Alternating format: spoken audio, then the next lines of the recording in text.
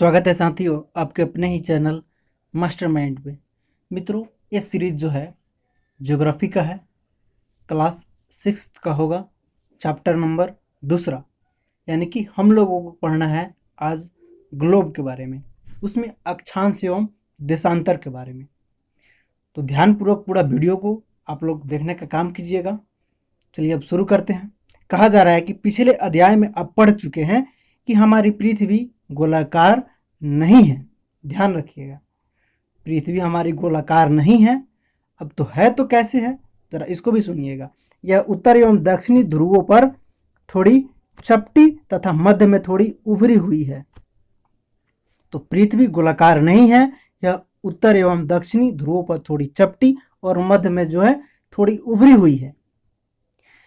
आगे कहा जा रहा है, इस फैक्ट को आप लोग याद रखने का काम कीजिएगा। ग्लोब जो है विभिन्न आकार एवं प्रकार के हो सकते हैं। बड़े ग्लोब जो आसानी से एक स्थान से दूसरे स्थान नहीं ले जाए जा सकते हैं। पॉकेट में रखने योग्य जो छोटे ग्लोब तथा गुब्बारे जैसे ग्लोब होते हैं, जिनमें हवा भरी जा सकती है एवं आसानी से एक स्थान से दूसरे स्थान तक ले जाए जा सकते हैं। ग्लोब स्थिर नहीं होते हैं, इसे उसी प्रकार घुमाया जा सकता है जैसे कुम्हार का पहिया या लट्टू घूमता है, उस प्रकार आप ग्लोब को घुमा सकते हैं। इस फिगर में आप ग्लोब को देख सकते हैं। ये ग्लोब है आपका, इसको अक्ष बोला जाता है, ध्यान रखिएगा। आगे कहा जा रहा है मित्रों कि पृथ्वी के समान किसी गोले पर किसी बिंदु की स्थिति का वर्णन करना कठिन काम है। अब प्रश्न जो है यह उठता है कि इस पर किसी स्थान की स्थिति कैसी बताई जा सकती है। इसके लिए हमें कुछ बिंदुओं एवं रेखाओं के संदर्भ की आवश्यकता होती है। देखेंगे कौन कौन सा बिंदु और कौन कौन सी रेखा की आवश्यकता होगी। कृपया आप लोग पूरा देखने का काम करेंगे। कहा जा रहा है कि एक सुई ग्लोब में झुकी हुई अवस्था में स्थित होती है, जिसे हम लोग अक्ष कहते हैं। ग्लोब पर दो बिंदु जिनसे होकर सुई गुजरती है, उत्तर तथा दक्षिणी वो ध्रुव है। ग्लोब के इसे सुई के चारों ओर पृथ्वी की भांति पश्चिम से पूर्व की ओर घुमाया जा सकता है। तो पृथ्वी की भांति पश्चिम से पूर्व की ओर घुमाया जा सकता है, और पृथ्वी भी आपका रोटेट करता है पश्चिम से पूर्व की ओर। ध्यान रखिएगा इस चीज को। लेकिन याद रखने इन दोनों में एक अंतर है। पृथ्वी पर वास्तव में ऐसी कोई सुई नहीं होती है, यह अपने अक्ष पर चारों ओर घूमती है, जो कि एक काल्पनिक रेखा है। एक अन्य काल्पनिक रेखा भी ग्लोब को दो बराबर भागों में बांटती है।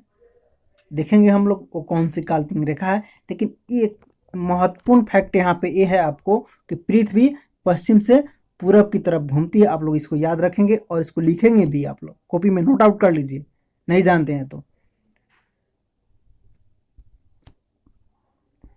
नेक्स्ट है, तो इसे हम लोग विषुवत वृत्त कहते हैं। जो दो रेखाएं हैं उसको हम लोग विषुवत वृत्त कहते हैं। पृथ्वी के उत्तर में स्थित आगे भाग को उत्तरी गोलार्ध, ध्यान रखिएगा। पृथ्वी के उत्तर में जो स्थित है आगे वाले भाग को, आधे भाग को उत्तरी गोलार्ध के नाम से जाना जाता है, और जो है तथा दक्षिण वाले आधे भाग को दक्षिणी गोलार्ध कहा जाता है।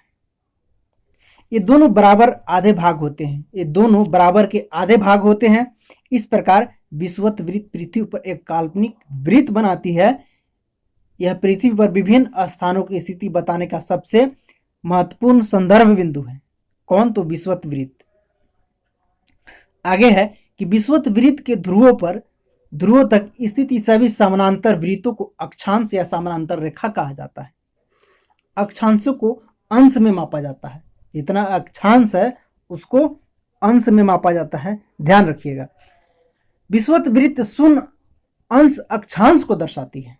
जो विषुवत वृत्त है वो शून्य अंश अक्षांश को दर्शाती है, ध्यान रखिएगा इस चीज को।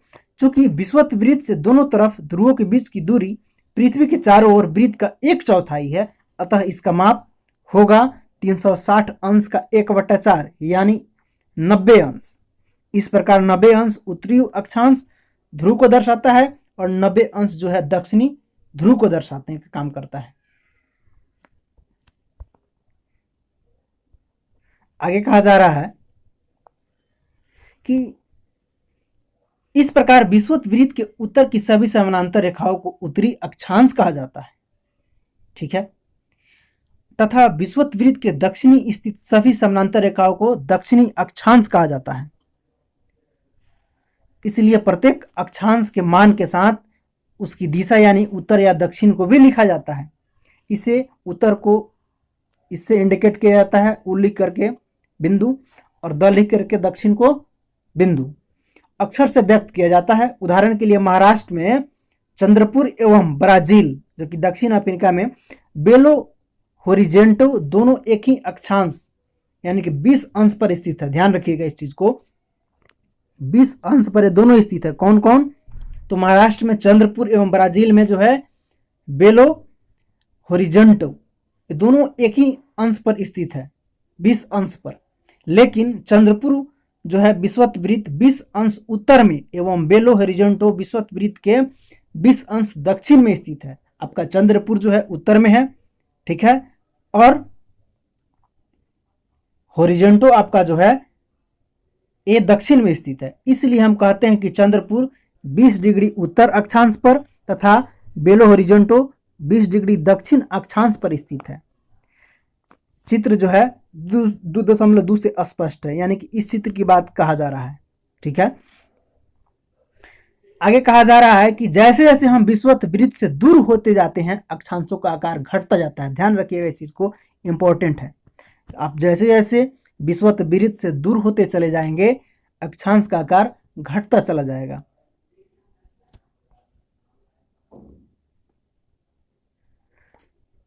अब हम लोगों को पढ़ना है समानांतर रेखाएं के बारे में, देखेंगे। विषुवत वृत्त 0 डिग्री, उत्तर ध्रुव 90 डिग्री उत्तरी तथा दक्षिणी ध्रुव 90 डिग्री दक्षिणी के अतिरिक्त 4 महत्वपूर्ण अक्षांश रेखाएं भी है। ये कौन कौन रेखाएं हैं जरा देखेंगे हम लोग। देखिए, पहला आपका है उत्तरी गोलार्ध में कर्क रेखा जो कि 23.5 डिग्री उत्तर में है। दूसरा है आपका दक्षिणी गोलार्ध में मकर रेखा जो कि 23.5 डिग्री दक्षिण में स्थित है। तीसरा है विषुवत वृत्त के 66.5 डिग्री उत्तर में तथा ध्रुव पर वृत्त है, और विषुवत रेखा के 66.5 डिग्री दक्षिण में दक्षिणी ध्रुव वृत्त है। तो ये 4 रेखाएं भी है, ध्यान रखने का आप लोग काम कीजिएगा, इंपॉर्टेंट है। अब आपको पढ़ना है पृथ्वी के ताप कटिबंध। इसमें देखेंगे क्या क्या ताप कटिबंध होते हैं। कृपया आप लोग ध्यानपूर्वक देखने का काम कीजिएगा। कहा जा रहा है कि कर्क रेखा एवं मकर रेखा के बीच सभी अक्षांशों पर सूर्य वर्ष में एक बार दोपहर में सिर के ठीक ऊपर होता है, ठीक है। कब? तो दोपहर, वर्ष में एक बार, ठीक है, ध्यान रखिएगा। तो इसलिए इस क्षेत्र में सबसे अधिक ऊष्मा प्राप्त होती है। इसे हम लोग उष्ण कटिबंध कहते हैं। कर्क रेखा तथा मकर रेखा के बाद किसी भी अक्षांश पर दोपहर का सूर्य कभी सिर के ऊपर नहीं होता है। उत्तरी ध्रुव पर सूर्य की किरणें तिरछी हो जाती है। इस प्रकार उत्तरी गोलार्ध में कर्क रेखा एवं उत्तरी ध्रुव वृत्त पर जो है तथा दक्षिणी ध्रुव में मकर रेखा एवं दक्षिणी ध्रुव वृत्त के बीच वाले क्षेत्र का तापमान मध्यम रहता है, इसलिए इन्हें शीतोष्ण कटिबंध कहते हैं। तो ध्यान रखने की चीज है कि क्या कि सूर्य जो है वर्ष में एक बार दोपहर में सिर के ठीक ऊपर होता है, इसलिए इस क्षेत्र में अधिक उष्मा होती है। इसे हम लोग उष्ण कटिबंध कहते हैं, और जहां मध्यम रहता है उसे हम लोग शीतोष्ण कटिबंध कहते हैं। नेक्स्ट है कि उत्तरी गोलार्ध में उत्तर ध्रुव वृत्त एवं दक्षिणी ध्रुव तथा दक्षिणी गोलार्ध में दक्षिणी ध्रुव वृत्त एवं दक्षिणी ध्रुव के बीच के क्षेत्र में ठंड बहुत होती है, ठीक है, क्योंकि यहाँ सूर्य क्षितिज से ज्यादा ऊपर नहीं आ पाता है, इसलिए इसे हम लोग शीत कटिबंध कहते हैं। जहां ठंडा होगा उसको शीत कटिबंध कहेंगे, जहां गर्मी होगा उसे उष्ण कटिबंध कहेंगे। ध्यान रखिएगा इस चीज को। अब आगे आप लोगों को पढ़ना है देशांतर रेखा के बारे में, ध्यान रखेंगे। पढ़ना है कि देशांतर क्या है। किसी स्थान की स्थिति को बताने के लिए उस स्थान के अक्षांश के अतिरिक्त कुछ और जानकारियां की आवश्यकता भी होती है। आप देख सकते हैं कि प्रशांत महासागर में स्थित टोंगा महाद्वीप एवं हिंद महासागर में स्थित मॉरिस महाद्वीप, ध्यान रखिएगा, प्रशांत महासागर में टोंगा महाद्वीप एवं हिंद महासागर में मॉरिस महाद्वीप एक ही अक्षांश 20 डिग्री और 0 मिनट जो है दक्षिण पर स्थित है। ये दोनों महाद्वीप 20 डिग्री अक्षांश पर और 0 मिनट पर दक्षिण में स्थित है। कौन कौन? तो टोंगा और मॉरिशस। आगे कहा जा रहा है कि इनकी सही स्थिति जानने के लिए यह पता करना होगा कि उत्तर ध्रुव को दक्षिणी ध्रुव से जोड़ने वाली संदर्भ रेखा से पूर्व या पश्चिम की ओर इन स्थानों की दूरी कितनी है।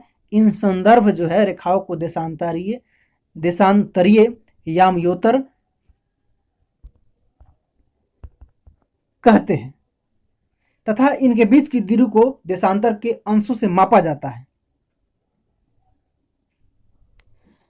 प्रत्येक अंश को मिनट में तथा 1 मिनट को सेकेंड में विभाजित किया जाता है। ठीक है, ये अर्धवृत्त है तथा उनके बीच की दूरी ध्रुवों के तरफ बढ़ने पर घटती जाती है और ध्रुवों पर शून्य हो जाती है, जहां सभी देशांतरीय यामोत्तर आपस में मिलती है। अक्षांश समानांतर रेखाओं से भिन्न सभी देशांतरीय यामोत्तर की लंबाई समान होती है, इसलिए इन्हें सिर्फ जो है मुख्य संख्याओं में व्यक्त करना कठिन काम है। सभी देशों ने निश्चय किया कि ग्रीनिच, ध्यान रखिएगा ग्रीनविच नहीं होता है, बहुत बच्चे ग्रीनविच रट लगाते हैं, तो ऐसा नहीं होता है, ग्रीनिच होता है। ध्यान रखिएगा, प्रोनाउंसिएशन सही आप लोग कीजिएगा। क्या होता है? ग्रीनिच होता है। तो सभी देशों ने निश्चय किया कि ग्रीनिच, जहां ब्रिटिश राजकीय वेधशाला स्थित है, से गुजरने वाली यामोत्तर से पूर्व और पश्चिम से गिनती शुरू की जाए। यह यामोत्तर को प्रमुख यामोत्तर कहा जाता है, ऐसे यामोत्तर को। इसका मान जो है 0 डिग्री देशांतर है तथा यहां से हम 180 डिग्री पूर्व या 180 डिग्री पश्चिम तक गणना करते हैं। इस चीज को ध्यान रखिएगा आप लोग। प्रमुख यामोत्तर तथा 180 डिग्री यामोत्तर मिलकर पृथ्वी को 2 समान भागों, पूर्वी गोलार्ध एवं पश्चिमी गोलार्ध में विभक्त करती है। ये दोनों यामोत्तर मिलकर पृथ्वी को 2 भागों में विभक्त करने का काम करती है, पूर्वी गोलार्ध एवं पश्चिमी गोलार्ध में।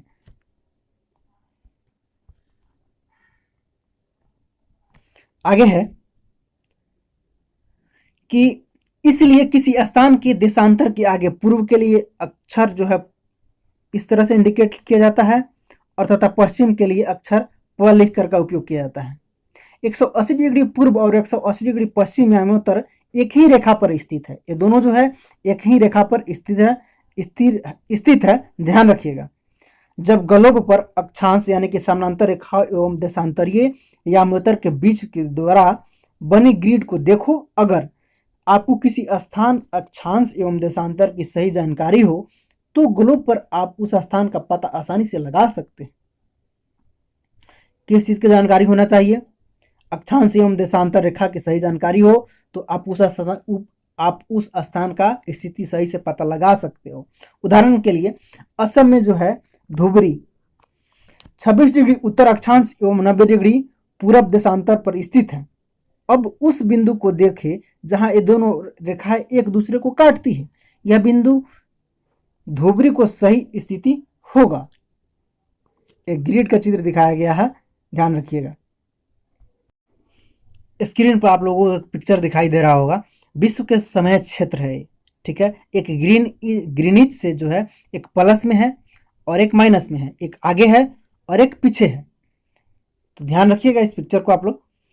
आगे कहा जा रहा है कि देशांतर और समय के बारे में आप लोगों को पढ़ना है। देखेंगे इस टॉपिक को। कहा जा रहा है कि समय को मापने का सबसे अच्छा साधन पृथ्वी है। पृथ्वी, चंद्रमा एवं ग्रहों की गति है। ध्यान रखिएगा इस पॉइंट को। समय को मापने का सबसे अच्छा तरीका आपका क्या है? तो पृथ्वी, चंद्रमा एवं ग्रह है। सूर्य जो है सूर्योदय एवं सूर्यास्त प्रतिदिन होता है, अतः स्वाभाविक है कि यह पूरे विश्व में समय निर्धारण का सबसे अच्छा साधन है।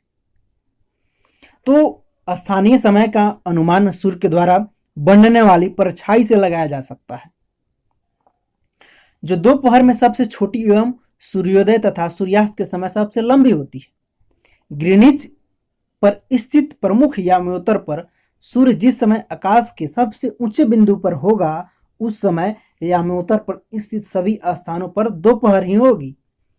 चूंकि पृथ्वी पश्चिम से पूरब की ओर चक्कर लगाती है, ध्यान रखिएगा, इस चीज़ को, इंपॉर्टेंट है।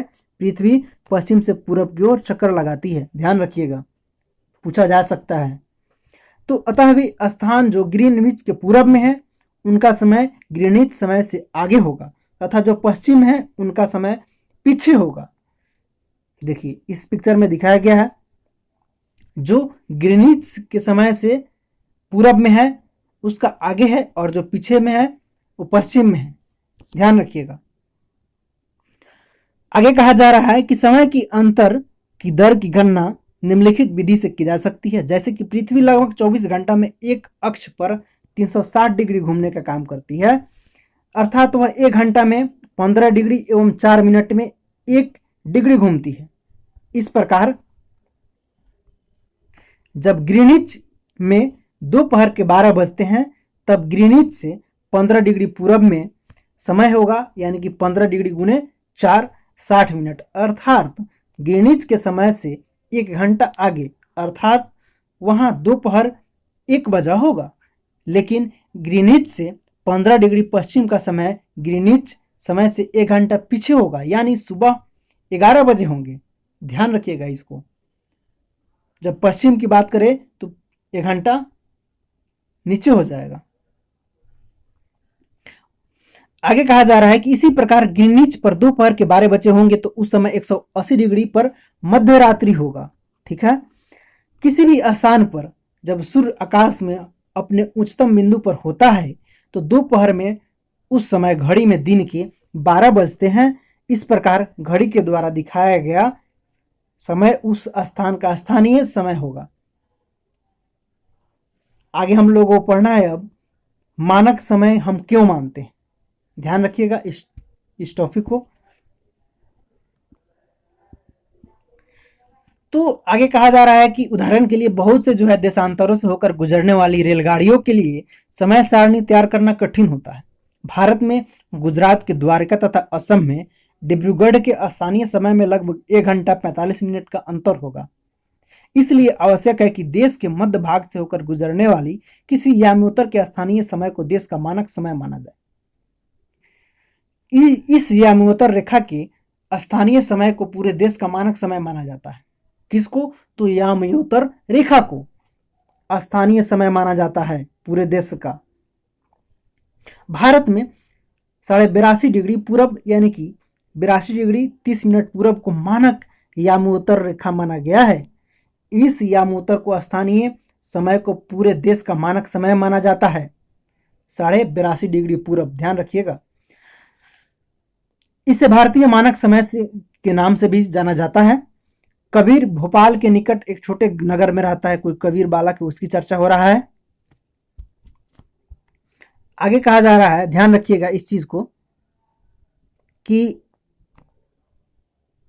एक जो है क्रिकेट मैच लंदन में 2 बजे अपहरण में शुरू होगा, अर्थात भारत में समय अनुसार वो मैच शाम में 7:30 बजे शुरू होगा। क्यों शुरू होगा इसके पीछे आप लोग ध्यान रखिएगा, सुनिएगा बढ़िया से। अर्थात देर रात्रि में समाप्त होगा।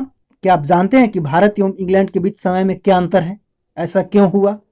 जब वहां लंदन में अपहरण में जो है शुरू हो रहा है मैच, और भारत में वही मैच आपको दिखाया जा रहा है 7:30 बजे। ठीक है, तो भारत ग्रीनिच के पूरब में स्थित है। भारत ग्रीनिच के पूरब में स्थित है तो आगे होगा, और पश्चिम में रहता तो पीछे होता। तो वही बात है कि भारत जो है ग्रीनिच के पूरब में 82.5 डिग्री पूरब में स्थित है, तथा यहाँ का समय ग्रीनिच समय से 5.5 घंटा आगे है, यानी कि 5 घंटा 30 मिनट आगे है भारत का समय, क्योंकि भारत ग्रीनिच के आगे है। इसलिए जब लंदन में दोपहर के 2 बजे होंगे तो भारत में आप 5.5 घंटा जोड़ लीजिए, ये पूछा जाता है क्वेश्चन। ठीक है, तो 7:30 बजे होंगे।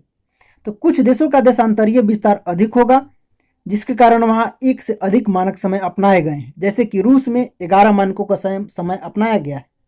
भारत को 1-1 घंटे वाले 24 समय क्षेत्रों में बांटा गया है। इस प्रकार जो है प्रत्येक जो है समय क्षेत्र 15 डिग्री देशांतर तक के क्षेत्र को घेरता है। ठीक है, तो ध्यान रखिएगा इस चीज को, ये सब इंपॉर्टेंट है। चलिए जो इससे कुछ अभ्यास प्रश्न है कर लिया जाए, जो आपके एग्जाम हेतु बहुत ही इंपॉर्टेंट है। कुछ ऑब्जेक्टिव क्वेश्चन है, इसको जरा कर लिया जाए। क्वेश्चन जो है, पहला क्वेश्चन पूछा जा रहा है आपसे कि प्रमुख यामोत्तर का मान कितना है।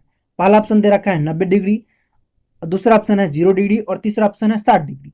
तो बताइए कि जो प्रमुख यामोत्तर का मान कितना है, क्या होगा? आप लोग जवाब देने का काम करें, बताइए क्या इसका आंसर होगा। तो अभी आपने पढ़ा ना कि प्रमुख यामोत्तर का मान 0 डिग्री होता है, तो इसका राइट आंसर ऑप्शन नंबर 2 हो जाएगा। नेक्स्ट क्वेश्चन कहा जा रहा है कि शीत कटिबंध किसके नजदीक माना जाता है? ध्रुवों के नजदीक, या विषुवत वृत्त के नजदीक, या कर्क रेखाओं के नजदीक? तो क्या होगा इसका आंसर, जरा आप लोग बताने का काम करें। शीत कटिबंध किसके नजदीक है? तो शीत कटिबंध अभी आपने पढ़ा ना, ध्रुवों के नजदीक है, इसका राइट आंसर क्या हो जाएगा। देशांतरों की जो है, देशांतरों की कुल संख्या कितनी है? 360 है, 180 है, या 90 है? तीसरा का क्या जवाब होगा, जरा आप लोग बताने का काम करें। तो देशांतर की संख्या कितनी है? 360 है, इसका राइट आंसर ऑप्शन नंबर क हो जाएगा, क्योंकि पूरब में 180 डिग्री और पश्चिम में 180 डिग्री, दोनों मिलकर 360 डिग्री बनाने का काम करता है। दक्षिणी ध्रुव पर स्थित है कौन कौन भाई? उत्तरी गोलार्ध में स्थित है, या दक्षिणी गोलार्ध में स्थित है, या पूर्वी गोलार्ध में स्थित है? तो क्या होगा इसका आंसर, जरा बताइए आप लोग। दक्षिणी ध्रुव वृत्त किस पर स्थित है? तो दक्षिणी ध्रुव वृत्त जो है दक्षिणी गोलार्ध में स्थित है, तो इसका राइट आंसर ऑप्शन नंबर ख हो जाएगा, दक्षिणी गोलार्ध में स्थित है। उत्तरी पूछता तो उत्तरी गोलार्ध में स्थित है, ठीक है। लास्ट क्वेश्चन है, कहा जा रहा है कि ग्रिड किसका जाल है? अक्षांशों, समानांतर रेखाओं एवं देशांतरीय यामोत्तर का जाल है, या कर्क रेखा एवं मकर रेखा का जाल है, या उत्तर ध्रुव एवं दक्षिणी ध्रुव का जाल है? तो ये किसका जाल है, जरा आप लोग बताएं। तो ग्रिड जो है अक्षांशों, रेखाओं एवं देशांतरीय यामोत्तर का जाल है, तो इसका राइट आंसर ऑप्शन नंबर का हो जाएगा। ये सब क्वेश्चन को आप लोग ध्यान रखिएगा, यहाँ से डायरेक्ट हिट आपके एग्जाम में करता है, डायरेक्ट यहाँ से हूबहू उठा करके डाल देता है, ठीक है। तो ध्यान रखिएगा। जो साथी हमारे चैनल पर नए हैं, आप इस चैनल को जरूर सब्सक्राइब कर लीजिएगा और घंटी को दबा दीजिएगा, ताकि हमारा कोई भी नोटिफिकेशन जाए तो आप लोगों तक जल्द से जल्द पहुंच सके। और आप लोगों से मास्टरमाइंड यही अपील करता है कि आप लोग घरे में ही रहें, बाहर ना निकले। अभी जो है लगातार कोरोना की संख्या बढ़ रहा है, तो ध्यान रखेंगे और अपने हाथों को बार बार साबुन से धोते रहें, ठीक है, और मास्क पहने। वीडियो देखने के लिए बहुत बहुत धन्यवाद। इस वीडियो को आप अपने सारे दोस्तों में ज़रूर शेयर कर दें, और साथियों लाइक ज़रूर कीजिएगा। हम फिर मिलते हैं नेक्स्ट वीडियो में। जय हिंद, जय भारत।